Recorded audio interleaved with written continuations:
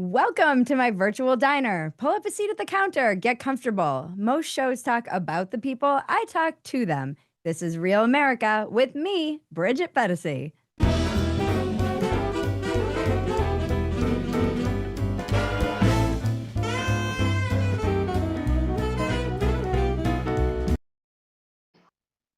All right, welcome back. Some quick-ish housekeeping. If you want to be called on, you need to be on Zoom on camera, and you need to virtually raise your hand by clicking the reactions button.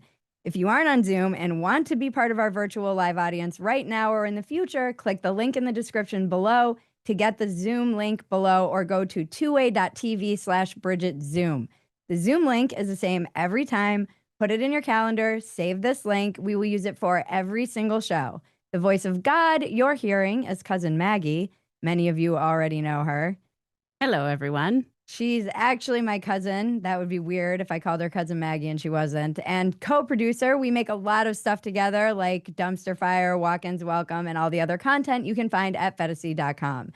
Maggie will be monitoring the chat. If you have something to say and you raise your hand, Maggie will message you privately to find out what you'd like to talk about, and she's going to help make sure we stay on topic. So don't be offended if she cuts you off and tells you we need to move on. We can't guarantee we'll get to everyone, but we will do our best.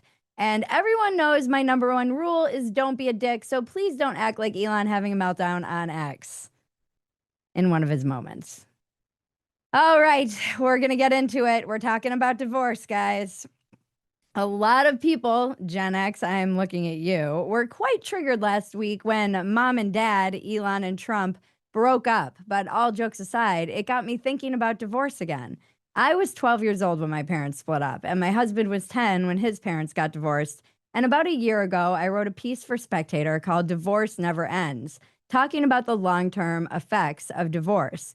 And it went viral. It was crazy. Needless to say, folks had a lot of feelings about it. It trended for 2 days on X, and I received emails and direct messages and even phone calls about it. I heard heartbreaking stories from grown adults who said the piece put them right back to being a kid in a world torn apart. And I heard from women and men, often defensive, about their reasons for ending their marriage, feeling that I was somehow judging them and not realizing that they were judging themselves. I heard from other adults telling me to quit whining, grow up, and get over it.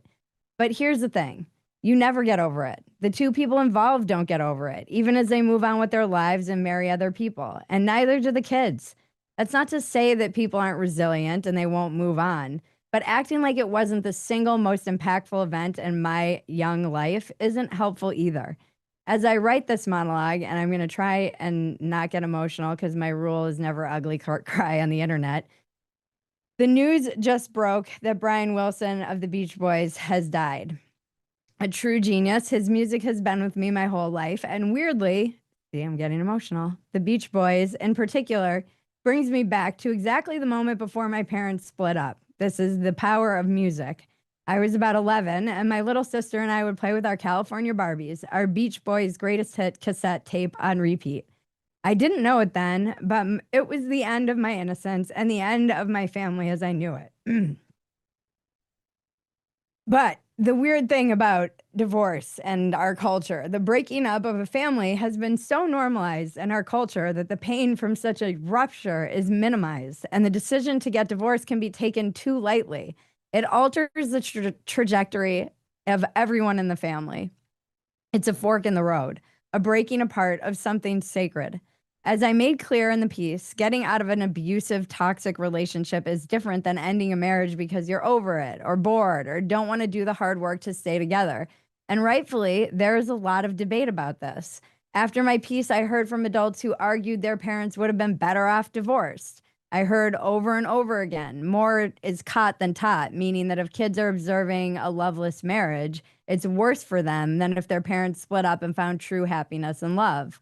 I can't say I entirely disagree either. That's the paradox of being a product of divorce. At a certain point, you don't remember your parents being together, and in fact, you can't imagine them ever getting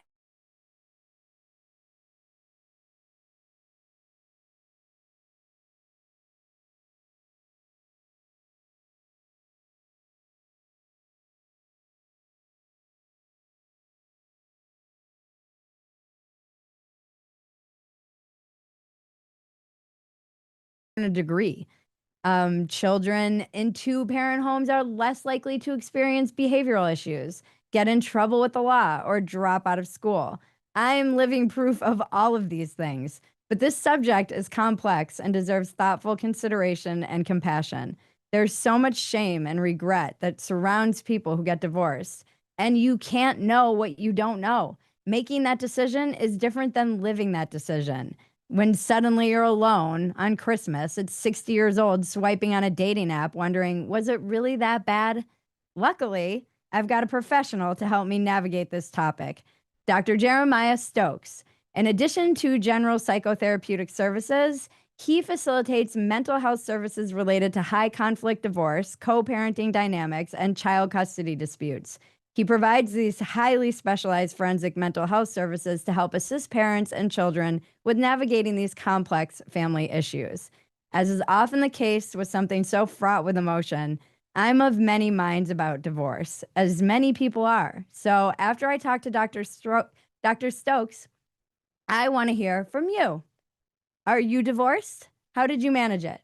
What did you wish you'd known? How would you navigate your divorce differently if you had to do it all over again? Did you push through a time or separation and make it out to the other side? Okay. What did you learn from that experience? Are you a product of divorce? What advice would you give your younger self about coping?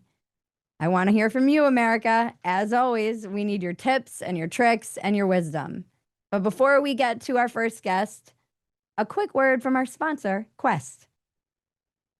Today, our guest will be talking about mental health, but just as important is your physical health. And there's no better way to keep on top of it than with Quest Health's line of tests. Quest offers over 150 of the same tests trusted by doctors, including diagnostics for specific ailments like STDs, chronic conditions like heart, liver, and kidney disease, as well as testing that is almost never covered by health insurance, like fertility and advanced women's hormone testing. Quest also offers broad packages of tests that go way beyond the standard tests you typically get in an annual medical checkup visit. Concierge medicine and functional medicine doctors charge thousands of dollars for these type of workups. Quest offers them for the price of a night out on the town. Your health and well-being is worth it. Getting in to see your doctor can take months. Instead, in just a few days, you can go from an annual health profile from Quest that includes all the basics plus biometrics like height, weight, and blood pressure. When you finally get to see your doctor, you can show up and share your results with him or her easily. Visit questhealth.com and always use the discount code RealMay25 and get 20% off your purchase. That's questhealth.com, code RealMay25 for 20% off.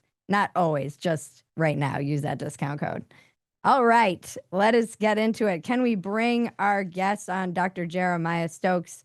I am so excited to talk to him about all of the things divorce related. Welcome to the show, doctor.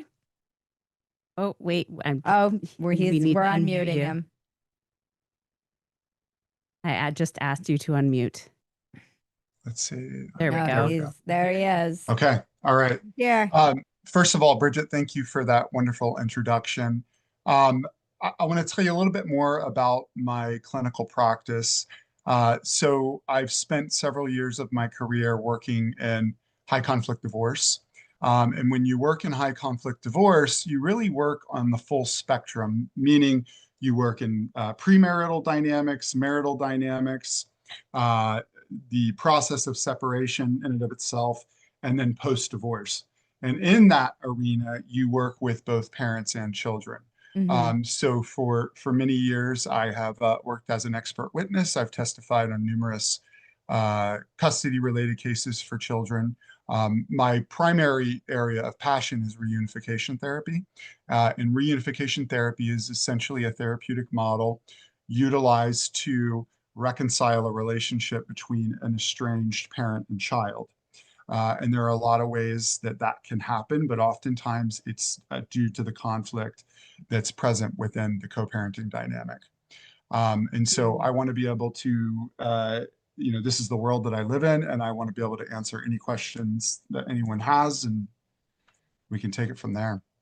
And when you say reunification is it usually with children, or because I know there's an adult estrangement kind of epidemic that I've been reading about of people being estranged from their parents? Great question. So about 5% of the reunification cases can be related to something outside of high conflict divorce, meaning let's say someone serves a couple tours in the military, and they just haven't seen their kids much in the last few years. That's a reunification type of situation. Or an adoption dynamic may involve reunification. But to answer your question specifically, absolutely, we provide reunification therapy for adult children and their parents. However, I would say overwhelmingly, the majority is minors and their parents. Okay. And my kind of first question, and this was the big debate that kind of took place when I wrote this piece, and again, as I said in my monologue, I'm of two minds about it. And I realize there's a nuance, there's a lot of ways you can answer this question, but should people stay together for the kids? There are so many layers. Outside of abuse. I think that there are so many layers to that. Each family dynamic, it almost has their own DNA, right? It's all so very subjective.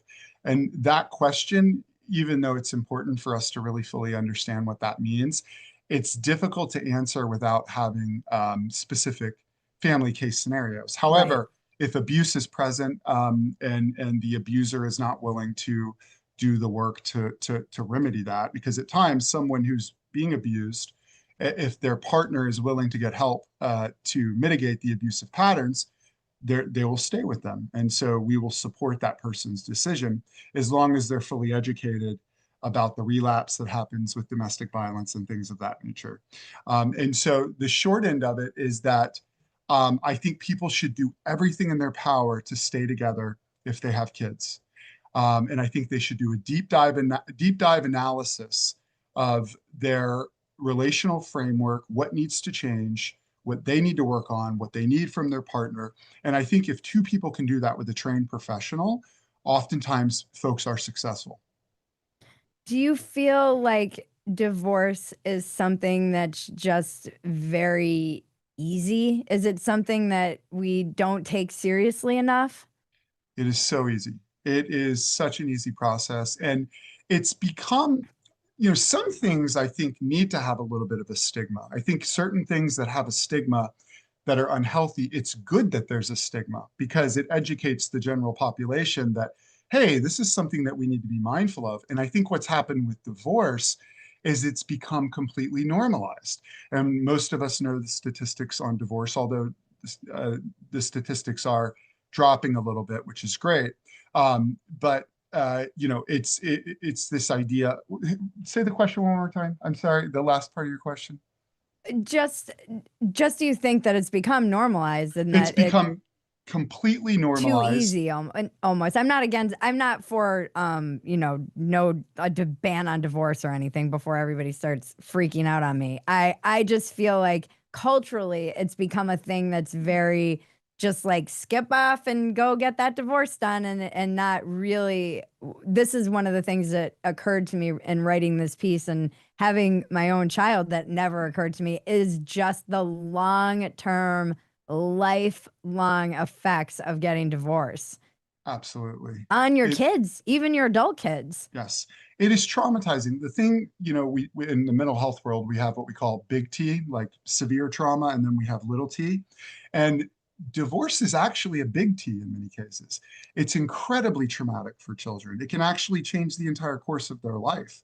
And so before two adults make that decision, to pull the plug, they really have to think about the overall well-being of their child for the rest of their life, because kids of divorce are more likely to have mental health issues in adulthood, more likely to have substance abuse issues.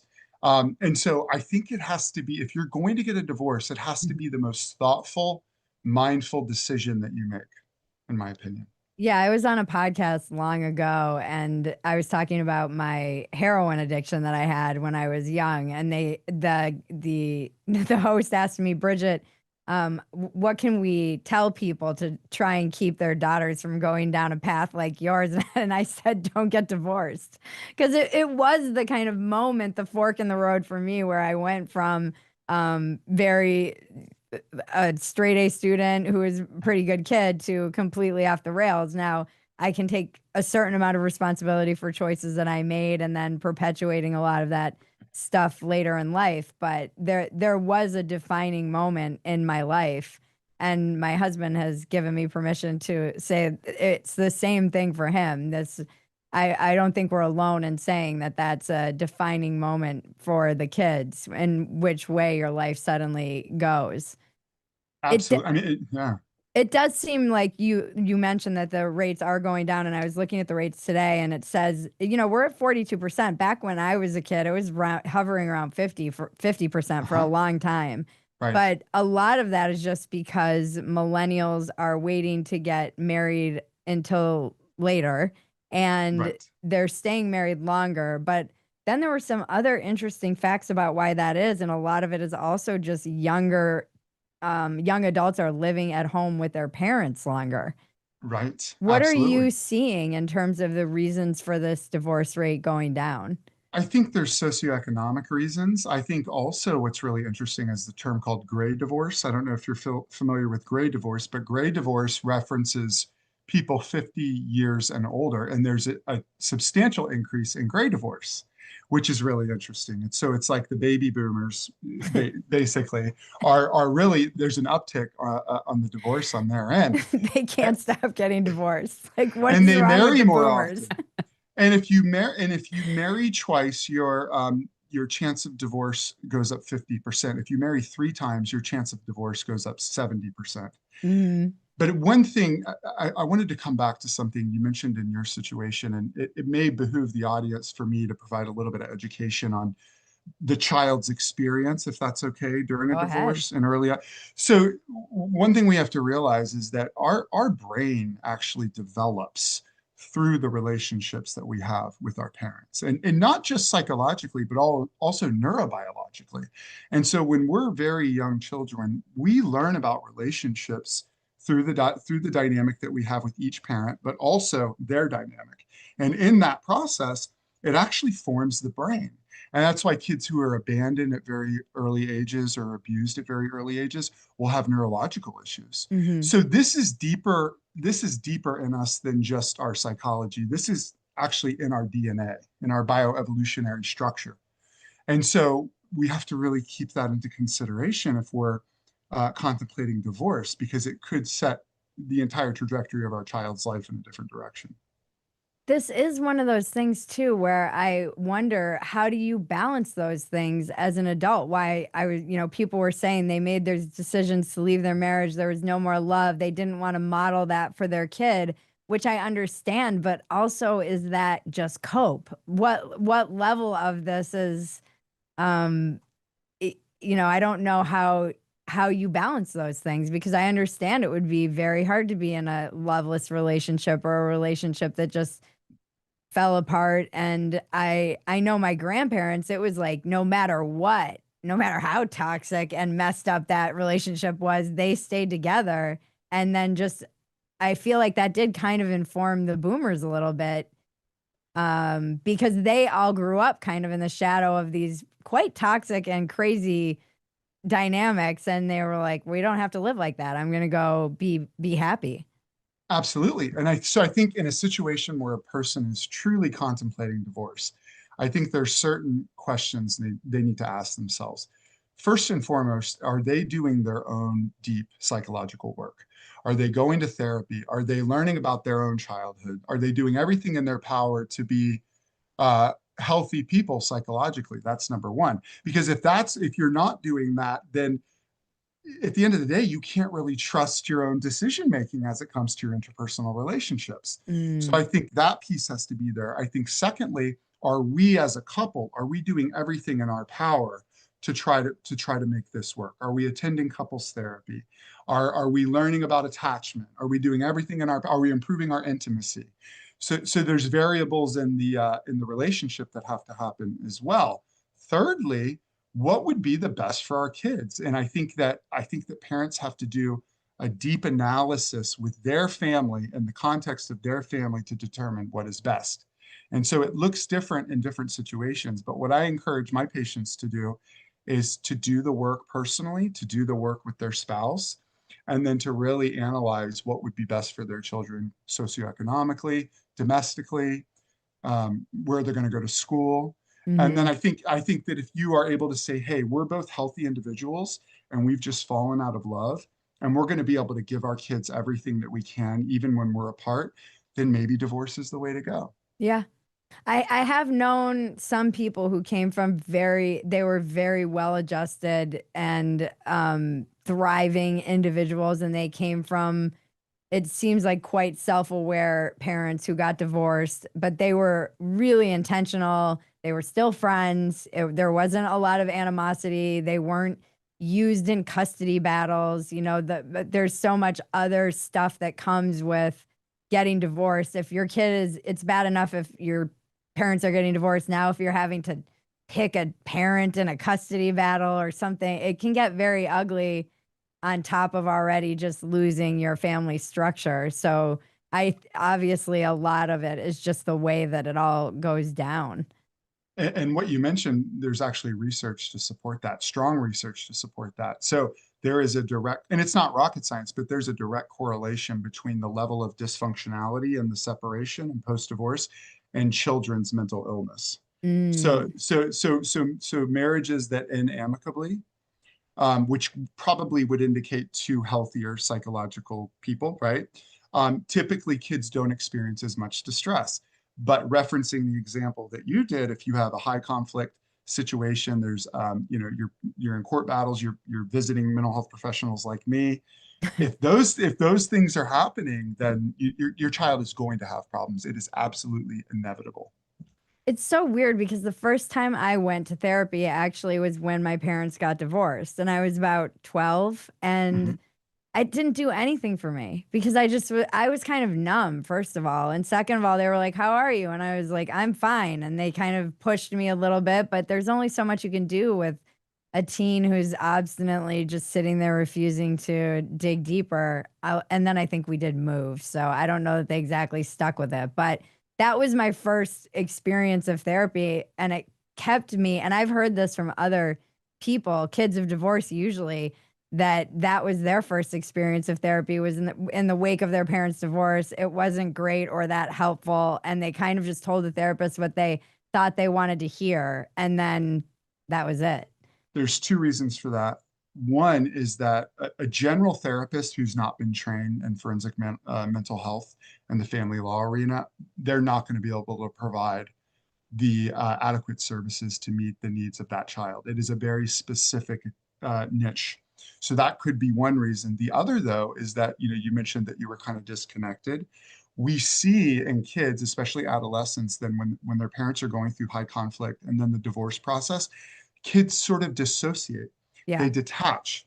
And that's the brain's way of protecting the child. And so it's a coping mechanism. And so when they sit down with that therapist, they don't want to be there. They're protecting themselves, essentially. Yeah. What is forensic what is it? Forensic mental health? Is that so in the mental health world, you have different forensic services. So a forensic service could be criminal law, where you go and testify for someone on a murder trial or something, and that's extreme. Forensic family law is mental health professionals who work strictly in the family law arena, and there's a set of services that we provide within that arena. So Got it. I spend a lot of time, testifying. I spend a lot of time consulting with attorneys, and so it's this small sort of specialization. Got it. Do we have some people?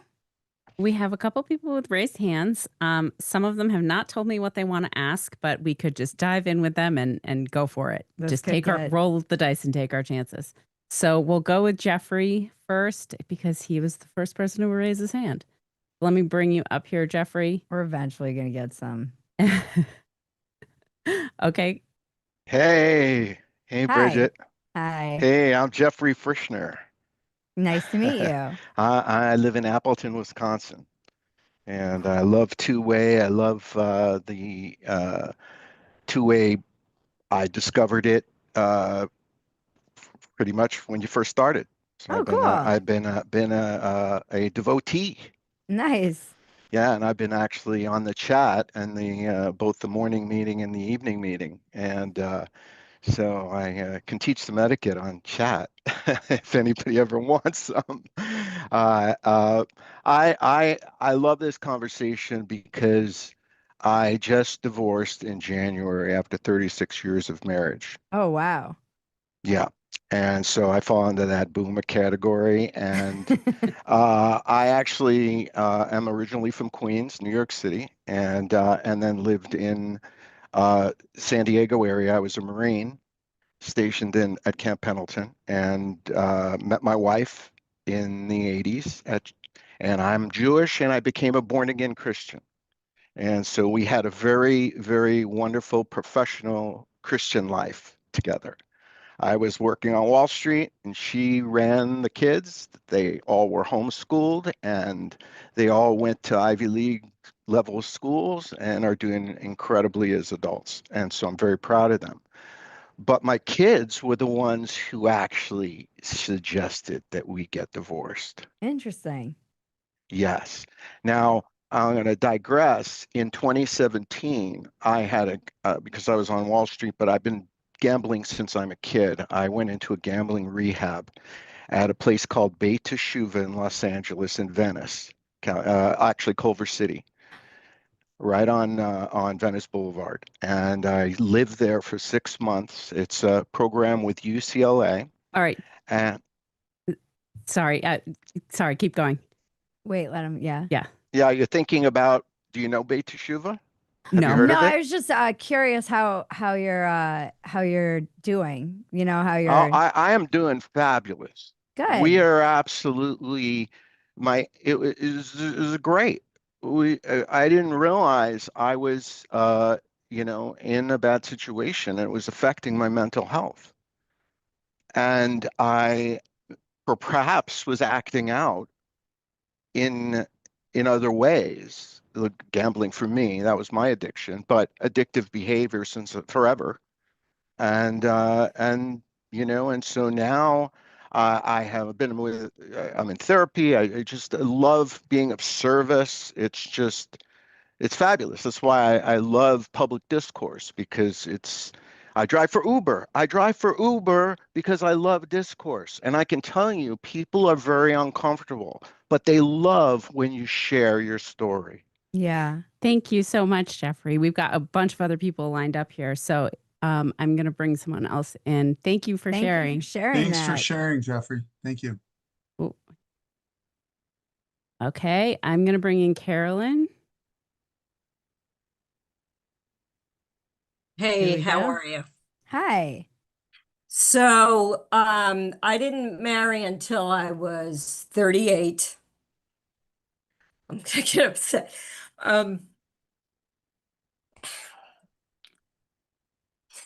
Your opening, Bridget, got me, so now I'm a little riled up. But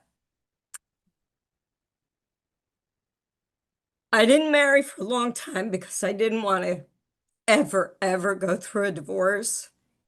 My parents held on until my father passed away in September, 2 days after their 64th anniversary, and my mother's like still ready to kill him on so many levels, But I held out, and I met this great guy. And I was like, see, career girls can get married, and we had a baby, and then he unexpectedly died. And it was like, it was so soul crushing and very difficult. And I've been alone with my son for many years, didn't remarry, due to I didn't want to go through. I can't turn this into a therapy session. I apologize. That was not my intention to drop that one. But the point is we've been together a long time. I know the drill. I know what it's about. I know the stigmas. I know the kids, they don't want to talk about it. I grew up, I'm a Gen X boomer cusper, grew up with kids divorcing when we were younger, had a lot of that. During the pandemic, I started to see about how parents were getting blocked from bringing their children into grocery stores. And that just sent me into a tizzy. Like, how do you grocery shop, especially if you're alone? So I reached out to the school superintendent, and the guy responded right away. And the next thing you know, there's a group of 25 single parents I didn't know even existed on a call with our supervisor of, what do you call that in the schools, for the school psychologist? But it was this incredible experience. So we banded together, we worked together, and we just started a nice group. So when I saw your promo that you wanted to talk about divorce, I was like, oh my gosh, this is just, I need to find your article. I need to like share this with the group, because what so here I'm feeling sorry for myself as widowed and blah, blah, the whole thing. But, now we're together with this group of people. And what I learned, and that's what I wrote right here in the chat to say what I wanted to talk about, was just I can't believe what people have to go through in divorces. Yeah. And I thought it was bad watching that as kids, as teenagers, whether, growing up here in a small town in New Jersey, a lot of broken homes at the time. And I just feel like the stigma is still there when people do divorce. There's still this weird attachment. But I just want to say that what people go through in divorce is so harsh. And one of the worst questions I think I've ever asked people, but I do it every time, I can't help it, is, are you sure, when they tell me they're getting divorced, and it's, if he died tomorrow or she, will you be filled with regret? And there goes a local, the train going by.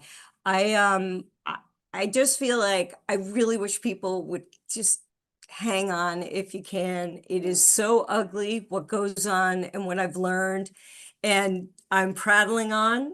And I know we have other hands up, so I'll let it go. But this is just something that is so in my wheelhouse, and Thank you for sharing, and I'm so sorry for your loss. it's been a long time, and I know, but still, I mean, this is the thing. It's a lot of the people who reached out after that piece, it was single parents, that are obviously doing the best they can. And I truly have no idea. I should almost do an entire episode on single parenting. It deserves its own show, because when I had my child, divorce is separate. It's like a separate topic. It's not always divorce that's causing single parents. There's a million reasons, like you can lose a husband. There's so many things. And as I was researching divorce, this is the thing about divorce. We were like, do we narrow the scope and just have it be kids of divorce, or, you came from divorce, or are you getting divorced? And we decided to go wide. And I still think there's room to do stuff about single parenting, because when I had my daughter, I was like, I don't know how the fuck anybody does this alone. Truly, the true heroes in the world are single parents. It is beyond my comprehension. So I will write that down, and we should do an episode on that. Yeah, and I just want to say that we do have the Gilmore Girls type relationship up the road from us, and I guess my son, we could ask him questions, but I just want to. All right, I have nothing else to say. Can I say something? Can I say something? Yeah, jump in quickly to you. What struck me about what you just said is this powerful loss that you had actually informs you in terms of being able to try to help people really question if it's the right thing to do, right? It's like you experienced that loss in that particular way. And so when you meet with people who are potentially on the cusp of divorce, you ask them this question that was related to your experience. And that's a really powerful question. And I think someone going through a separation or divorce, they would think about that, right? I mean, in some cases, people are 100% certain. We know that. But I think there would be other cases where people would go, I really need to think about that. So I appreciate you sharing that. Thank you. And by the way, I started asking that way before Heartland, because I was on an episode of Heartland. Just inject that. Well, it related to your personal. I did it first before Amy. Thank you, Carolyn.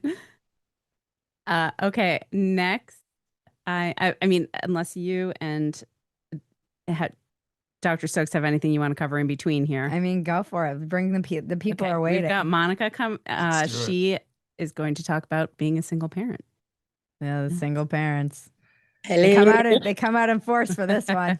Ouch. I know. Here I am. And I just got back I am not really a single parent any longer because I have one son who just turned 30 and one son who is 28, who will be 29 in September. And I've never do this. So I'm sorry if I'm a little bit nervous, but, and I just got back from camping and I look like shit. I just realized. So anyway, I took a few days off of work, but I was so glad that you were talking about this. And Bridget, I have been following your work with The Spectator when you had your baby, all of that. Oh my God, beautiful writing.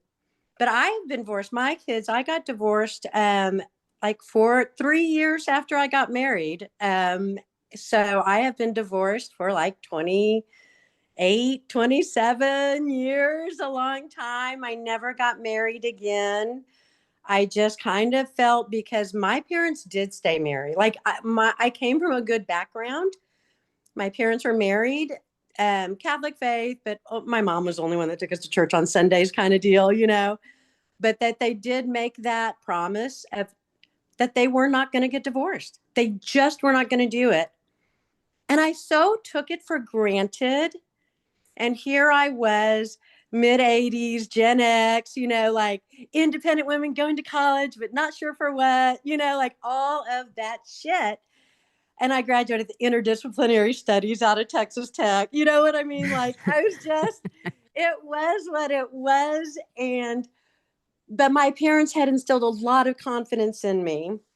And so I went to work and I didn't get married until I was 30.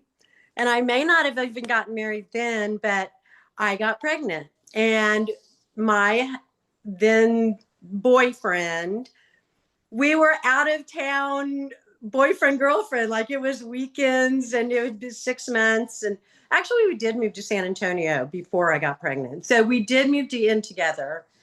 And about 3 months later, and I was already seeing the signs, Bridget. And I did what I thought was the best thing.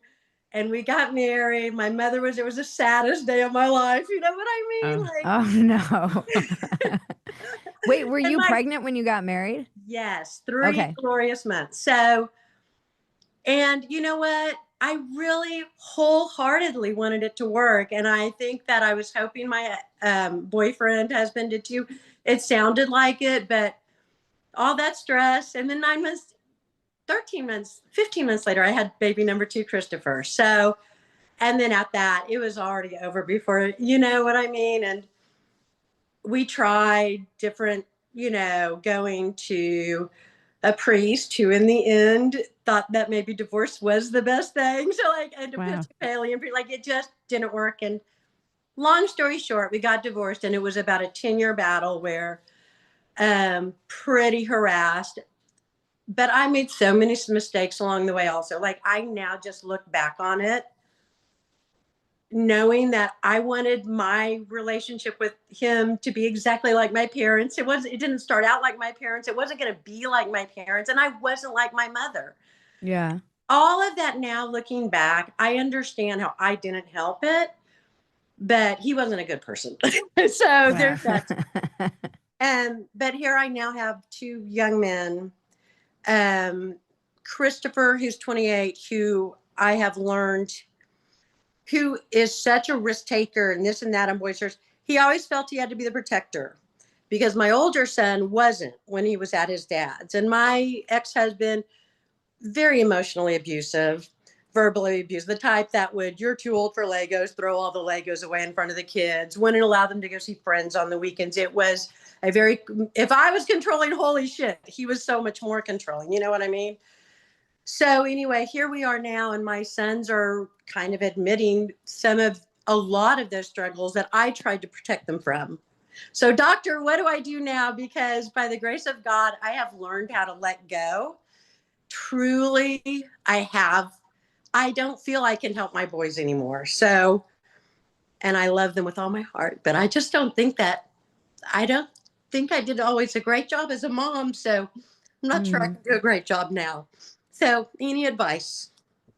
Well, I think there's a couple parts to this. It sounds like you were really trying to emulate your parents' marital dynamic, right? And then you end up meeting someone and the relationship doesn't pan out similarly. And then you have this insight and you make this decision that you said ultimately was the best decision to divorce, correct? I do. Yes, absolutely. Okay. So I think that's number one, is that because I think we have to reflect, and it's like at the end of the day, looking at your situation in retrospect, if you're confident that you made the best decision to divorce, that's the first part, right? Because by doing that, you remove yourself from the potential to receive more psychological distress.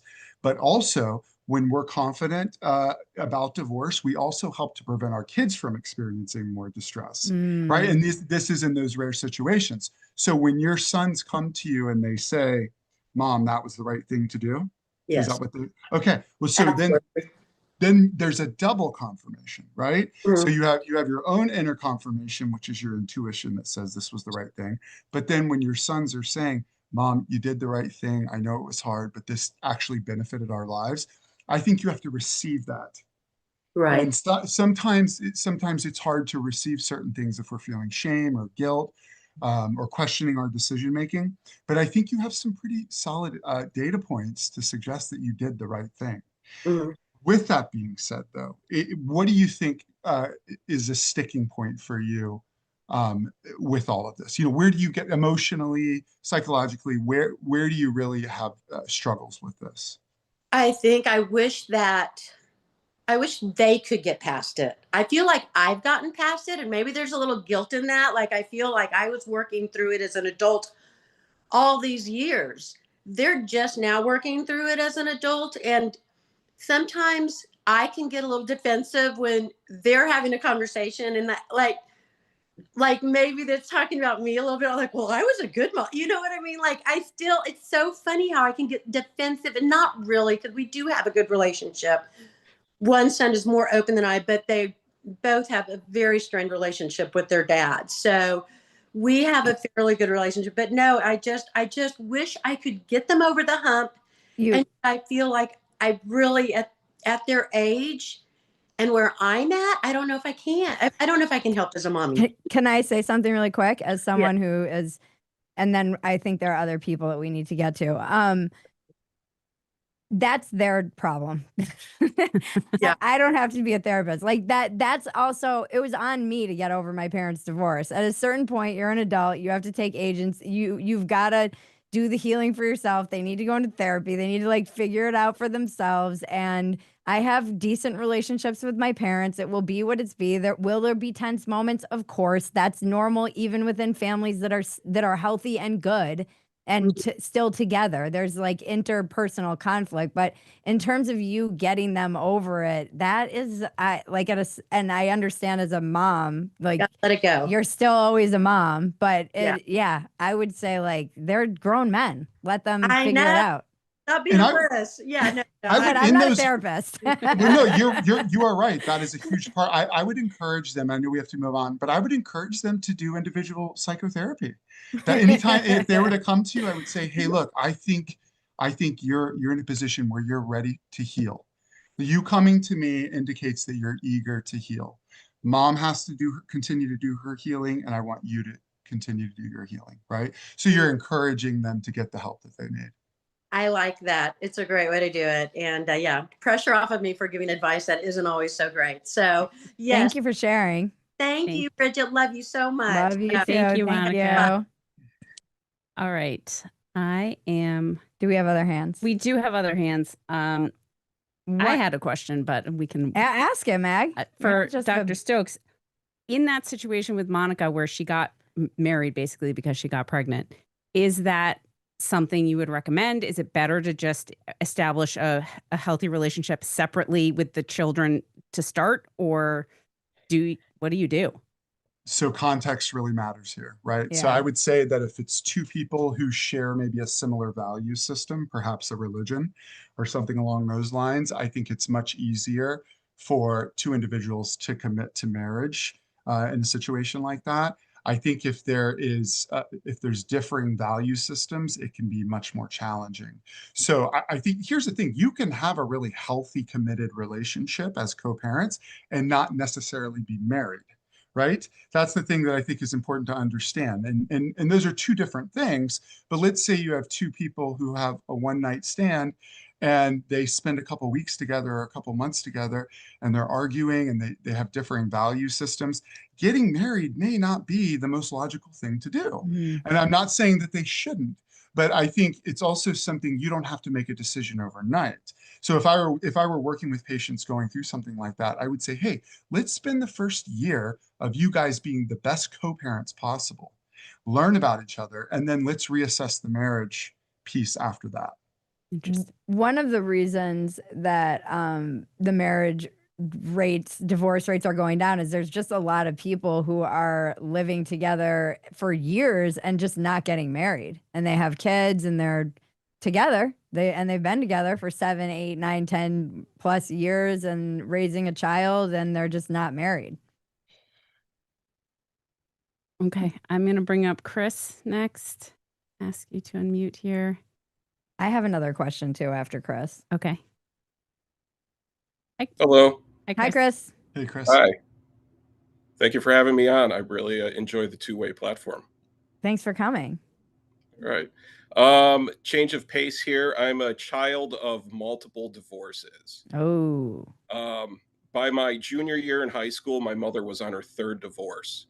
Ooh. And she also came out as a lesbian around that same time too. So as I get older, this is back in the 90s, and that was still kind of the pull yourself up by your bootstraps, time. Yeah. And as I get older now, I've never been married. I've been in relationships and everything, but the whole idea of the whole family life situation, I wanted nothing to do with it at all. But as I'm getting older now, I'm kind of looking back at well, maybe driving a minivan isn't that bad after all. Things like that. And but then so that's something that kind of now later in life I'm really thinking about, gee, maybe being stubborn and not seeking therapy has caused me to miss out on a lot of what people think is, enjoyable about being in a relationship and having a family.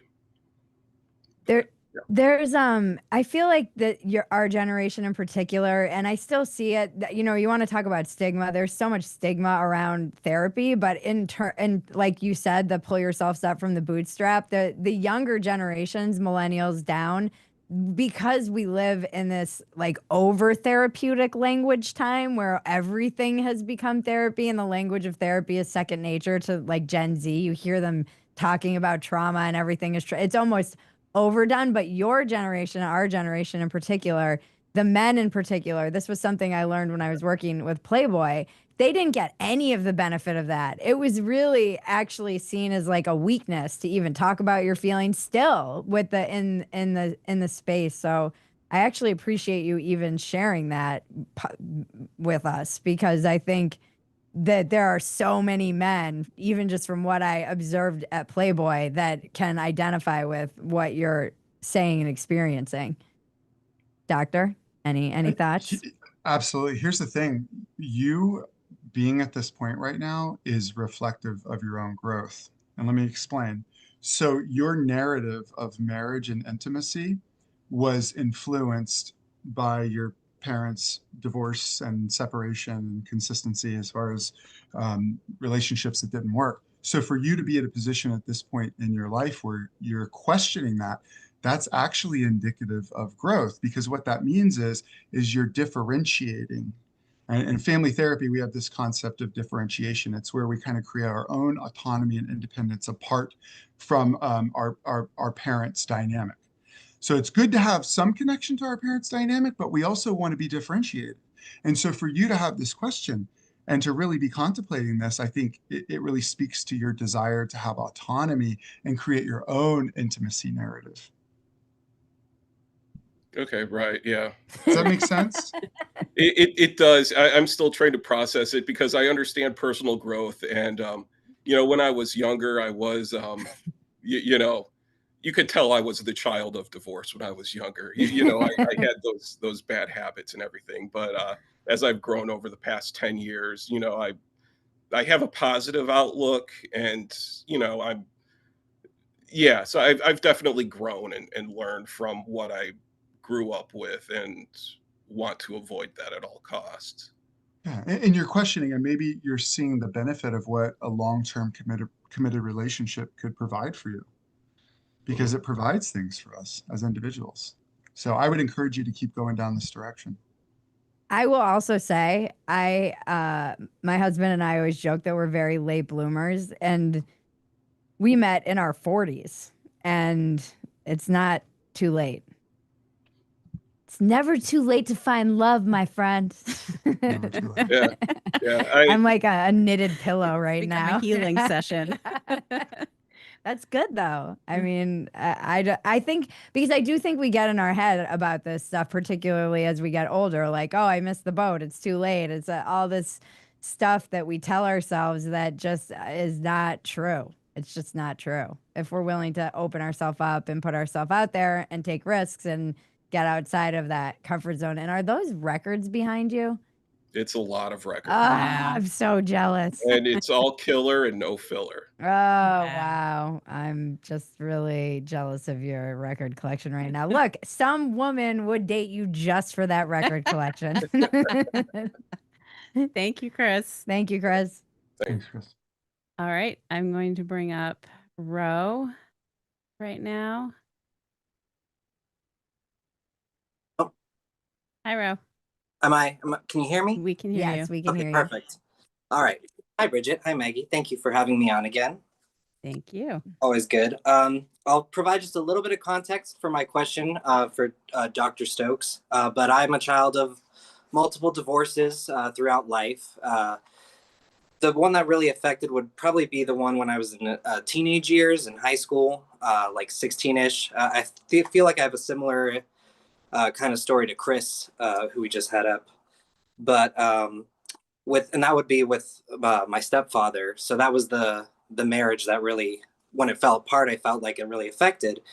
And I was having a conversation with a friend the other day, and he was like, wow, you're such a great mediator, this and that. And as Dr. Stokes was talking about the development and the neurology that you develop based on your parents' relationship, I was wondering if he had any type of statistics or trends that kind of have to do with the children of divorce, specifically like if their types of personalities or their coping mechanisms, or even if you know what careers they've kind of sought out and how that might have affected them from his experience. Great question, but I'm going to ask you a very pointed counter question. You mentioned your stepfather. Mm-hmm. How did he affect you emotionally? If you could use one word or one phrase to describe how that affected you, the loss of him being in your life, how did that affect you?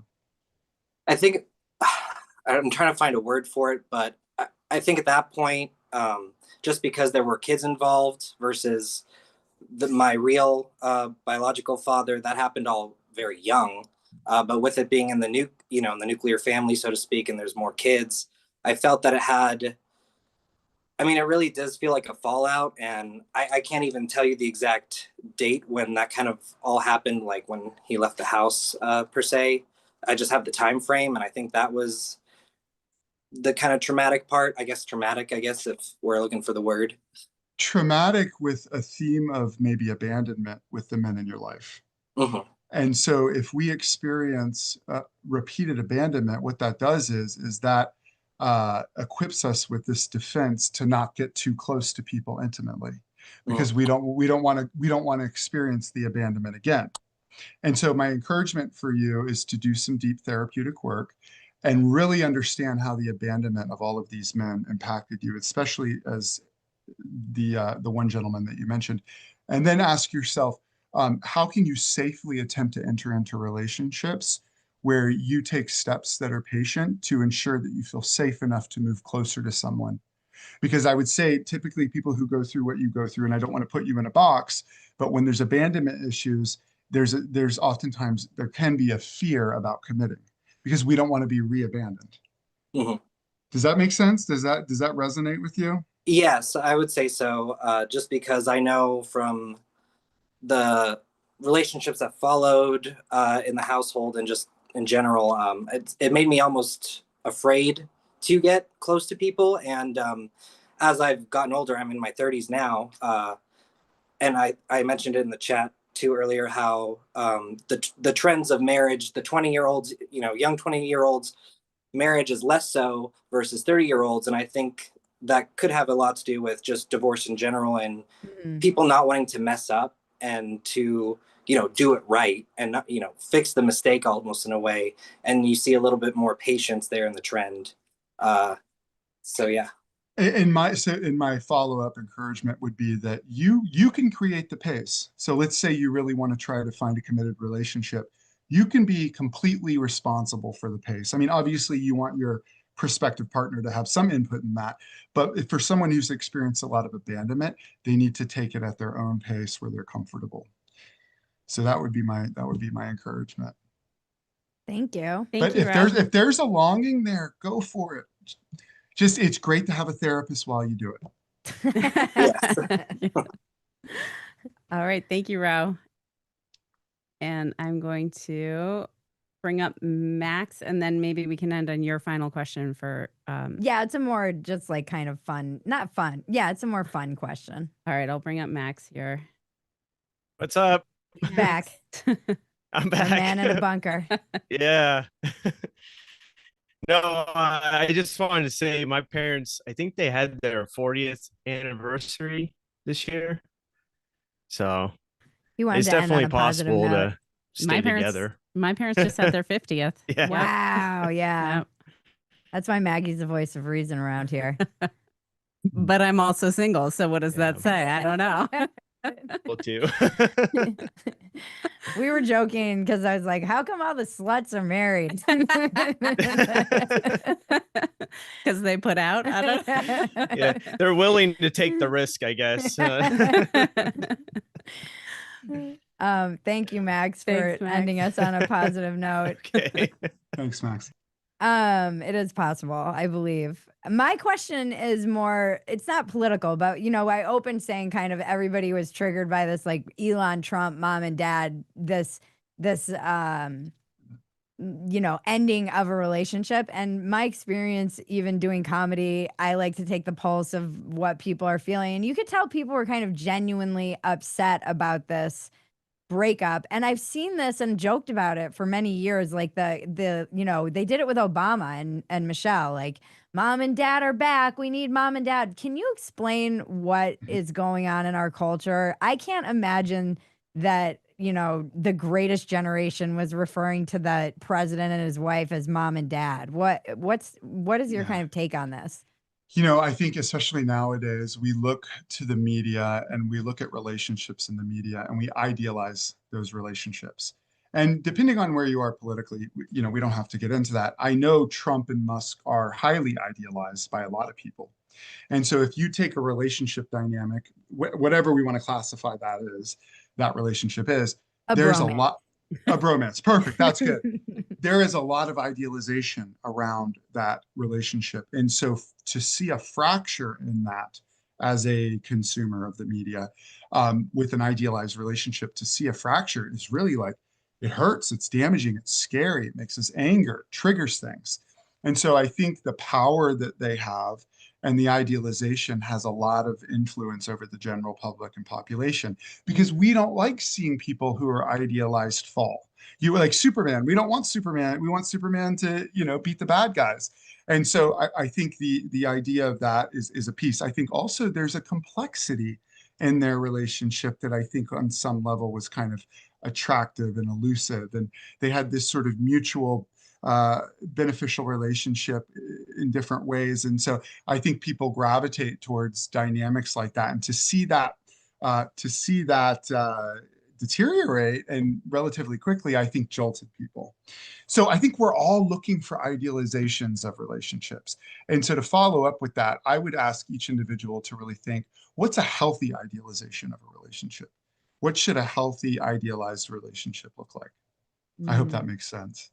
Yeah, it's just been fascinating to me watching everybody kind of be like, mom and dad are breaking up, and not just about Elon Trump. Like I said, we saw it with Obama and a lot of other politicians and these figures, and it does make me wonder if it's just a lack of that kind of relationship in their own life that people are searching for. It's just fascinating to me because it seems very childlike for adults to have that kind of view of, you know, world leaders and the president and the first lady or Elon and Trump. But it's an image and it's accessible and we're getting inundated with it. Right. And I think that's a big piece psychologically. You know, we're really focused on these relationships where we should probably be focused on our own relationships, you know? So that would be You're my like, take Elon on and Trump are breaking Yeah. up while your life Yeah, is just in shambles. right, exactly. You know, Yeah. Well, this has been amazing, enlightening, and I really appreciate your time, your wisdom. I would love to have you back. We can talk about, you know, I'm also want to say to the men who exposed themselves and made themselves anybody and everybody, but to the men especially, it's always so refreshing to me to see men be open like that publicly. Yeah, it's good. And I would like to know where everyone can find you, my friend. yes. So I can provide a couple websites if we have a moment for that. And I want to say while I'm pulling those up, I thoroughly enjoyed the opportunity to be here and speak with everyone. These were some amazing topics and questions. I am going to put my general go ahead. I'm sorry. All the links to your websites will be in the description of this video as well. So Right. Then we're if good. people are looking for it, it's in the description below on the YouTube page. on the YouTube page. So I'm also a consultant, meaning if you are going through some sort of relational dynamic, high conflict, divorce, separation, I can't have a therapeutic relationship with you, but I can have a consultative relationship with you. So I do provide those services. Even if it's just a phone call and you're going through a separation and you question what to do, I'm there to provide that service. That's amazing. Well, thank you so much. Thank you for having me. So everyone has its own vibe. Yeah. This is what I love about this show. Right. They're all different. Yep. Thank you, Dr. Thank you Stokes. so much. Thanks so much, guys. Thanks for being here. Thank you to all of our guests as well. Thank you guys for chiming in, showing up, raising your hand, sharing, exposing yourselves, hanging out in the chat, just being human out there. All right, let's do our wrap out. All right. I miss everybody already. I could truly do this all night long. Thank you to our guest, Dr. Jeremiah Stokes. Thank you to those of you who showed up and asked questions, as I mentioned. Thank you to Two Way and their amazing team for making this possible. Thank you, Maggie. Thank you, for Bridget. navigating all of this and being the voice of reason. Thank you to Quest for sponsoring this show. Go to questhealth.com and use the discount code RealMay25 and get 20% off your purchase. That's questhealth.com, code RealMay25 for 20% off. And there is a link in the description below. And join us next Wednesday, June 18th at 7 p.m. Eastern. If you're with us in the room, it's the same link every time. Please join us.